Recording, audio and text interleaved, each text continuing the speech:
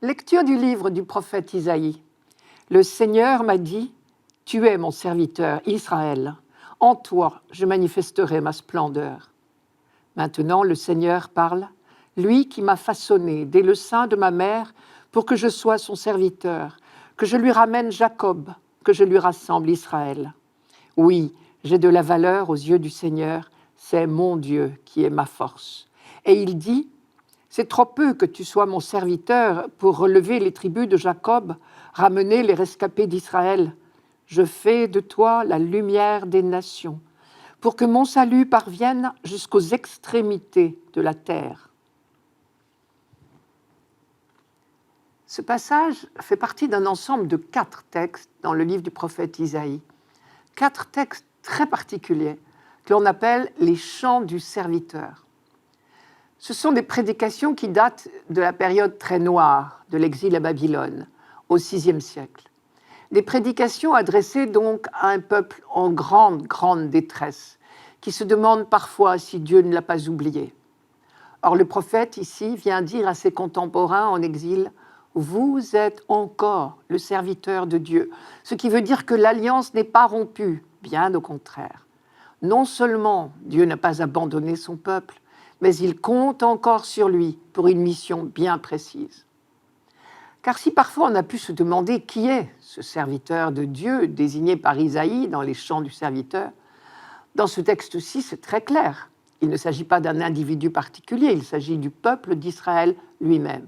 Je vous rappelle la première phrase du texte. « Le Seigneur m'a dit, tu es mon serviteur Israël. » Et sa vocation est elle aussi clairement définie. « En toi, je manifesterai ma splendeur. » Or, la splendeur de Dieu, son titre de gloire, si vous préférez, c'est son œuvre de salut.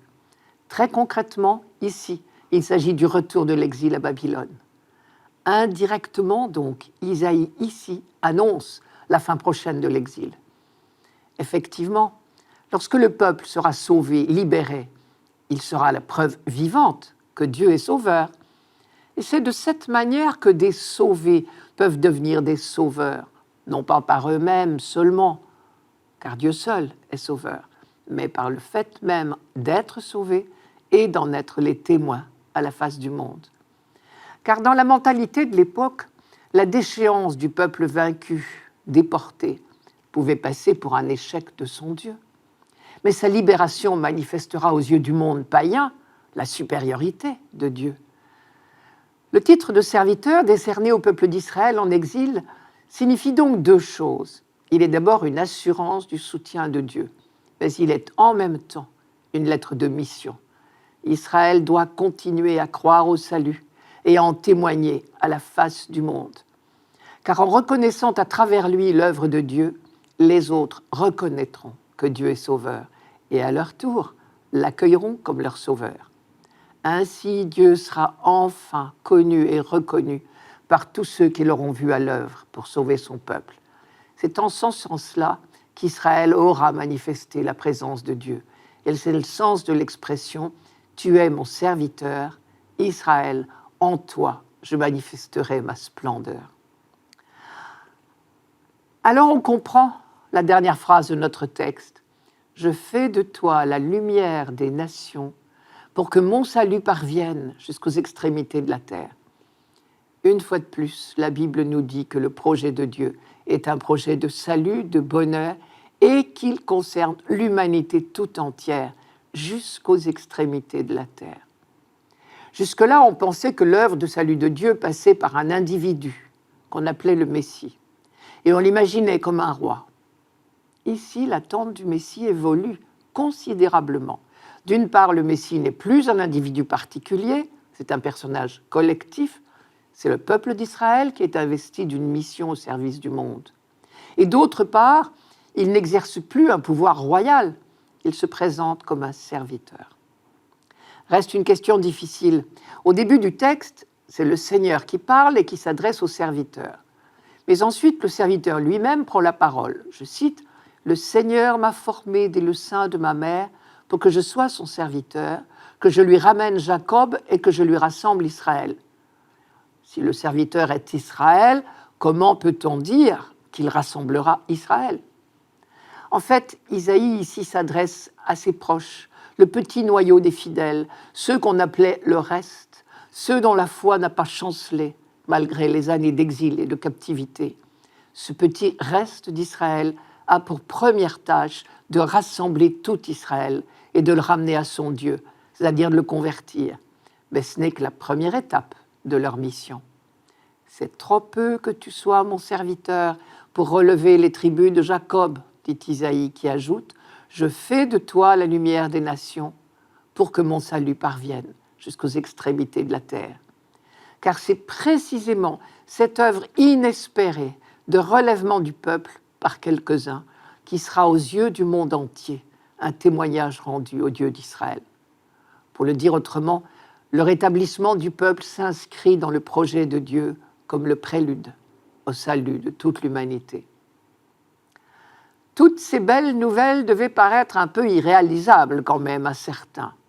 Et c'est pour cela que le prophète affirme avec insistance qu'il n'a rien inventé. Il n'est que le porte-parole de Dieu. Par 2 fois, il précise « Le Seigneur m'a dit ».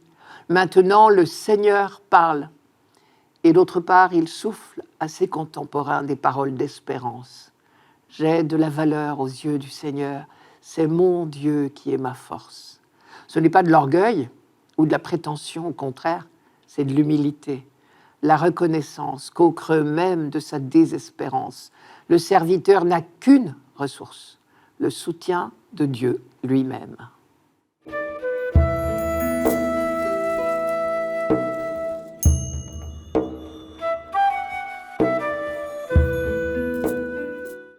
Psaume 39.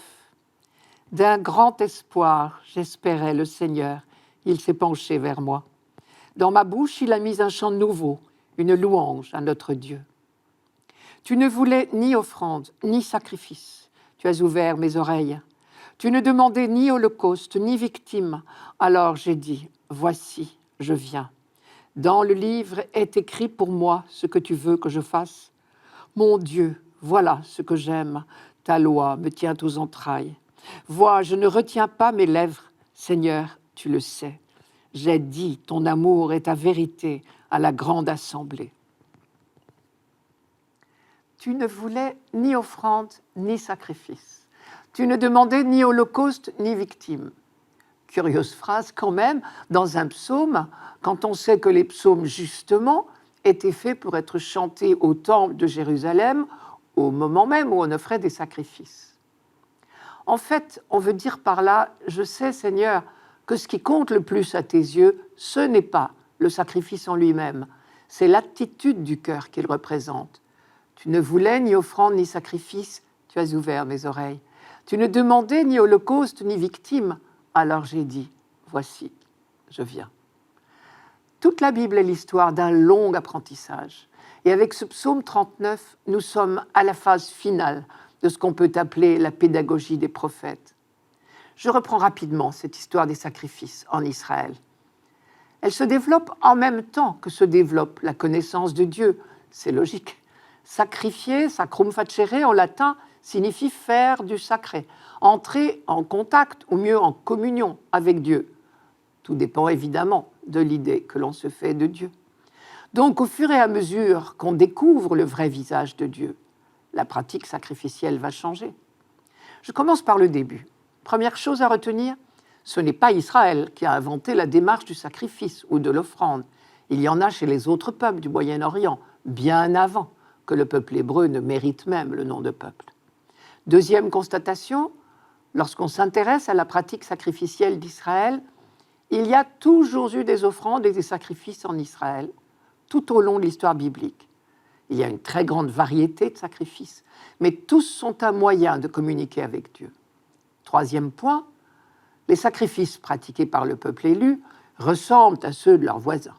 Oui, mais à une exception près, et une exception qui est colossale.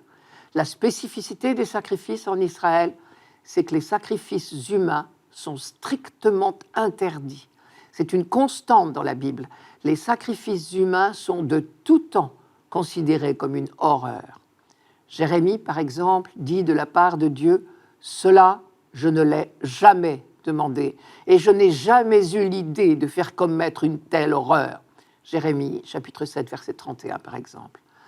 Et dans le fameux récit du sacrifice d'Abraham, celui-ci a découvert que sacrifier, faire du sacré, ne veut pas dire tuer.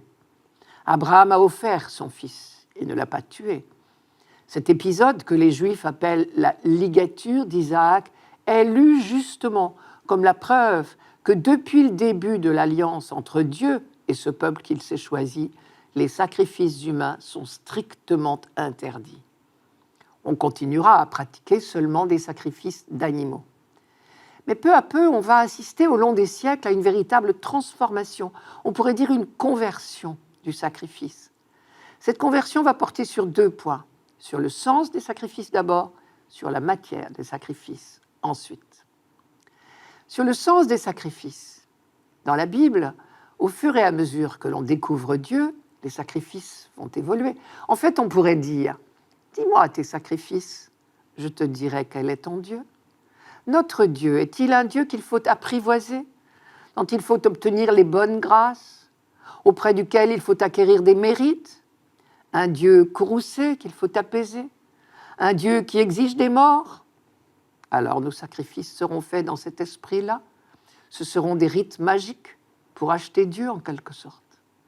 Ou bien notre Dieu est-il un Dieu qui nous aime le premier, un Dieu dont le dessein n'est que bienveillant, dont la grâce est acquise d'avance, parce qu'il n'est que grâce, le Dieu de l'amour et de la vie. Et alors nos sacrifices seront tout autres, ils seront des gestes d'amour et de reconnaissance. Les rites ne seront plus des gestes magiques, mais des signes de l'alliance conclue avec Dieu. Toute la Bible est l'histoire de ce lent apprentissage pour passer de la première image de Dieu à la seconde. Deuxième point, la conversion va également porter sur la matière des sacrifices. Et les prophètes ont joué un grand rôle dans ce lent apprentissage du peuple élu. Ils lui ont fait découvrir peu à peu le vrai sacrifice que Dieu attend. Tout se passe comme si les prophètes nous disaient « Tu veux entrer en relation avec Dieu ? Fort bien, à condition de ne pas te tromper de Dieu. » Et c'est peut-être une phrase du prophète Osée au 8e siècle qui résume le plus parfaitement cette prédication des prophètes. Je vous la donne. C'est l'amour que je veux et non les sacrifices. Osée chapitre 6, verset 6. On découvre peu à peu que le véritable sacrifice, faire sacré, consiste non plus à tuer, mais à faire vivre. Dieu est le Dieu des vivants. Donner la mort ne peut pas être la meilleure façon de nous rapprocher de lui. Faire vivre nos frères, voilà la seule manière de nous rapprocher de lui. Et l'ultime étape de cette pédagogie des prophètes nous présentera l'idéal du sacrifice, c'est le service de nos frères. Et nous trouvons cela dans les 4 chants du serviteur qui sont inclus dans le 2e livre d'Isaïe. L'idéal du serviteur, qui est l'idéal du sacrifice, c'est une vie donnée pour faire vivre.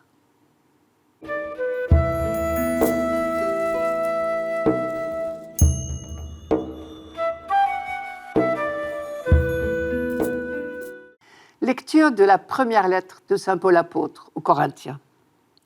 Paul, appelé par la volonté de Dieu pour être apôtre du Christ Jésus, et Sosthène notre frère, à l'Église de Dieu qui est à Corinthe, à ceux qui ont été sanctifiés dans le Christ Jésus et sont appelés à être saints, avec tous ceux qui, en tout lieu, invoquent le nom de notre Seigneur Jésus-Christ, leur Seigneur et le nôtre.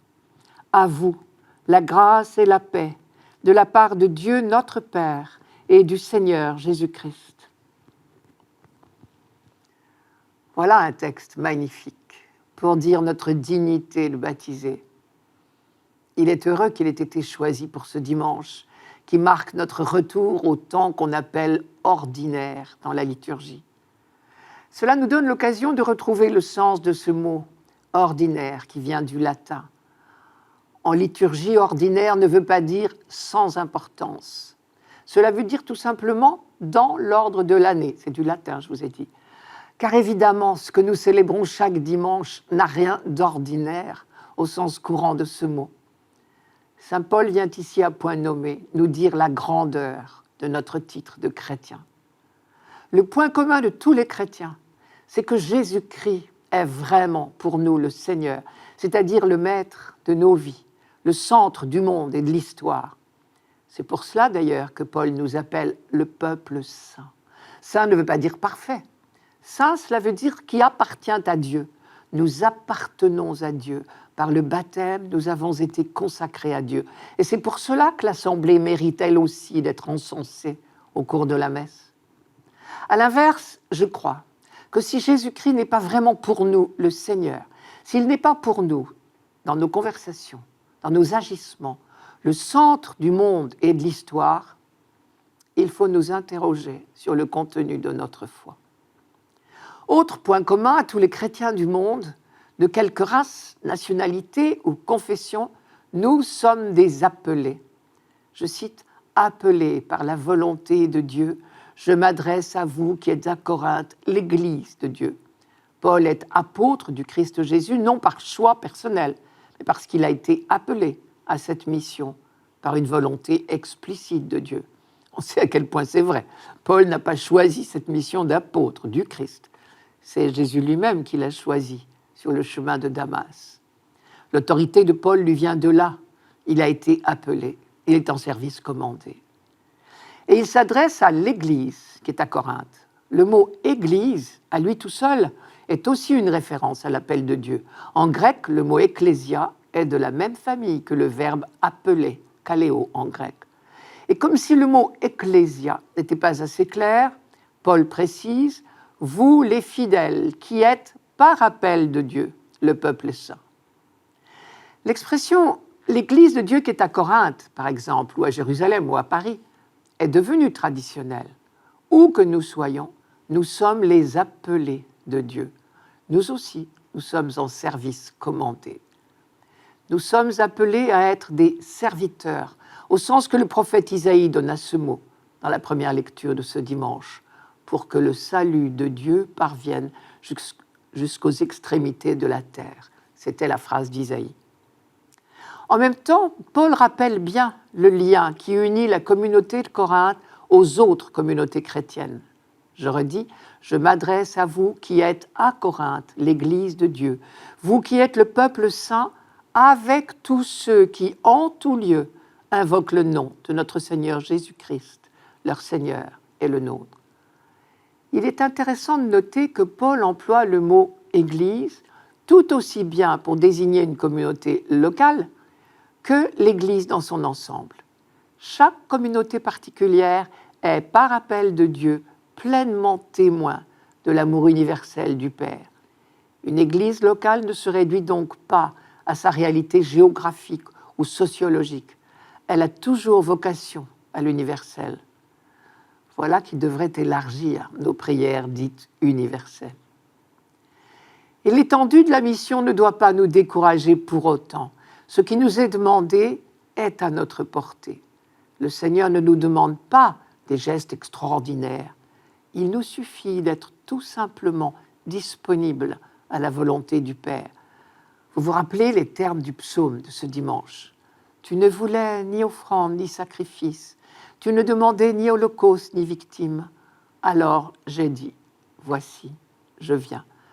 Nous pouvons donc faire sereinement, au jour le jour, notre petit possible et avoir le cœur en paix. Et c'est ce que nous souhaite Paul. Que la grâce et la paix soient avec vous. C'est vraiment le plus beau souhait que l'on puisse s'adresser les uns aux autres en cette période de vœux de début d'année.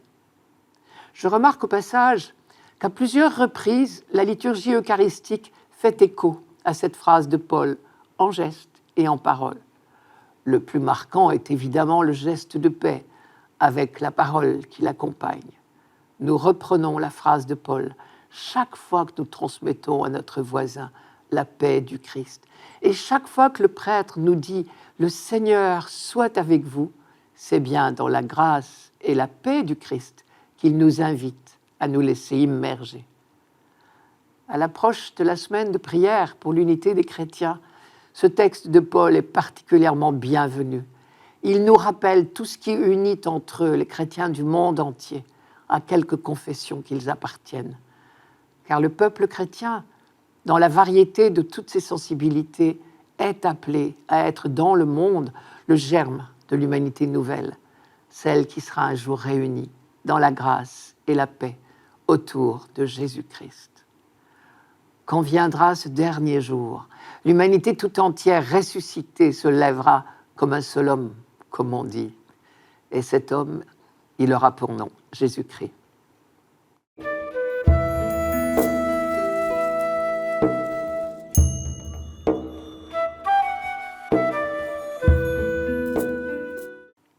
Évangile de Jésus-Christ selon saint Jean. En ce temps-là, voyant Jésus venir vers lui, Jean le Baptiste déclara : « Voici l'agneau de Dieu qui enlève le péché du monde. C'est de lui que j'ai dit : l'homme qui vient derrière moi est passé devant moi, car avant moi il était. Et moi je ne le connaissais pas. Mais si je suis venu baptiser dans l'eau, c'est pour qu'il soit manifesté à Israël. » Alors Jean rendit ce témoignage. « J'ai vu l'Esprit descendre du ciel comme une colombe, et il demeura sur lui. Et moi, je ne le connaissais pas. Mais celui qui m'a envoyé baptiser dans l'eau m'a dit : celui sur qui tu verras l'Esprit descendre et demeurer, celui-là baptise dans l'Esprit Saint. Moi, j'ai vu et je rends témoignage, c'est lui le Fils de Dieu. » La dernière formule est très solennelle. Oui, j'ai vu et je rends ce témoignage, c'est lui le Fils de Dieu. À l'époque de Jean-Baptiste, il ne s'agissait pas encore de l'affirmation théologique au sens où nous disons aujourd'hui que Jésus est le Fils de Dieu, ou au sens de saint Jean dans son prologue, quand il dit le Fils unique, plein de grâce et de vérité. Pour Jean-Baptiste, l'expression Fils de Dieu était synonyme de Messie.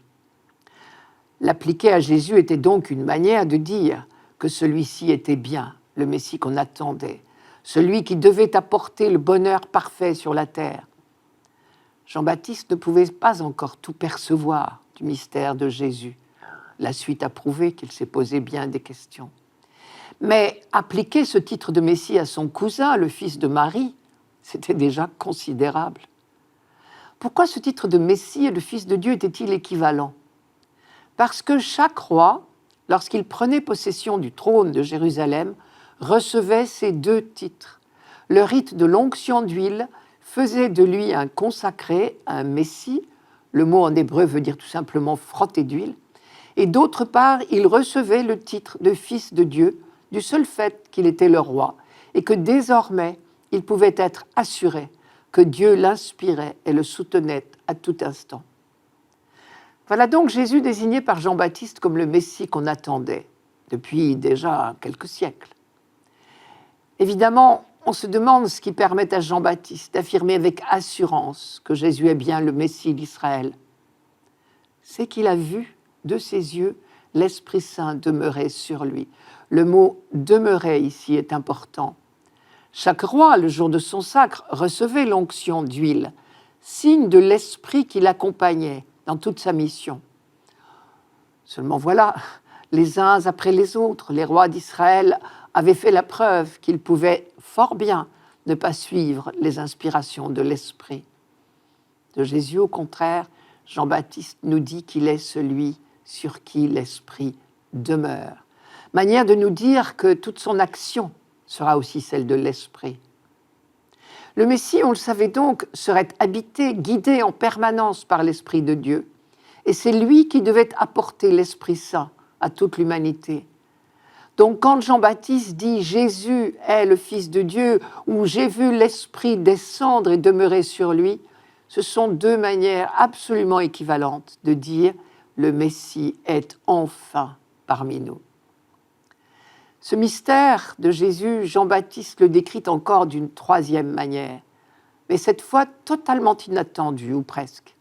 Il dit « Voici l'agneau de Dieu qui enlève le péché du monde ». La majorité du peuple d'Israël attendait un Messie roi.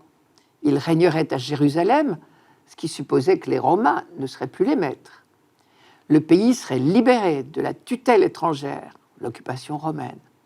On connaîtrait enfin la sécurité, la paix, le bonheur. Mais un Messie agneau, bien peu de gens en parlaient. L'agneau, cela fait penser d'abord à l'agneau pascal. Le rite de la Pâque, chaque année, rappelait au peuple que Dieu l'avait libéré. Vous vous rappelez la nuit de la libération d'Égypte. Moïse avait fait pratiquer par le peuple le rite traditionnel. Mais il avait insisté. Désormais, chaque année, ce rite vous rappellera que Dieu est passé parmi vous pour vous libérer. Le sang de l'agneau signe votre libération. Agneau, cela fait penser aussi aux serviteurs de Dieu dont parle le 2e livre d'Isaïe, au chapitre 53. Isaïe annonçait que le sauveur du monde, celui qu'on appelait le Messie, serait doux comme un agneau et qu'il consacrerait sa vie au service de ses frères, qu'il serait persécuté et éliminé, mais que grâce à lui, les hommes ouvriraient les yeux et se convertiraient. Et quand Jean-Baptiste dit que Jésus est l'agneau de Dieu, il le présente donc comme le libérateur de l'humanité, c'est l'agneau pascal. Mais en faisant référence aux serviteurs d'Isaïe, il laisse entendre que cette œuvre de libération de l'humanité sera accomplie par un innocent qui donne sa vie pour sauver ses frères. Il reste que le péché n'a pas encore disparu, que je sache, l'agneau de Dieu qui enlève le péché du monde. Alors en quoi pouvons-nous dire que Jésus est réellement le Messie, le libérateur de l'humanité ? La vérité, je crois, c'est que le péché n'est plus une fatalité. Le Christ nous apporte la possibilité de nous libérer de son engrenage.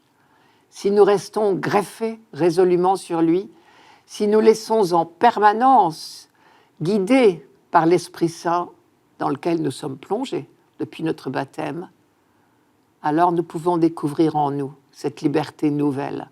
Nous pouvons vivre comme lui l'amour, la gratuité, le pardon. Par ailleurs, la référence au serviteur d'Isaïe nous donne la clé du mystère. Isaïe avait deviné que l'œuvre du salut de l'humanité ne serait pas l'œuvre d'un homme solitaire, mais d'un peuple. Les chrétiens du monde entier forment ce peuple que saint Paul appelle le corps du Christ, qui grandit d'heure en heure, si nous laissons l'Esprit de Dieu agir en nous.